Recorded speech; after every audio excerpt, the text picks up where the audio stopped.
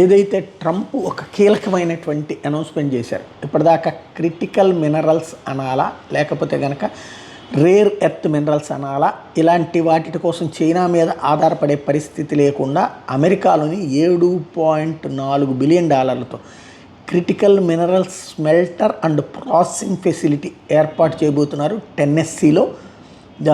ఇందులో 540,000 టన్నులు ఏడాదికి మెటీరియల్స్ని తయారు చేస్తుందట అమెరికా స్వయంగా.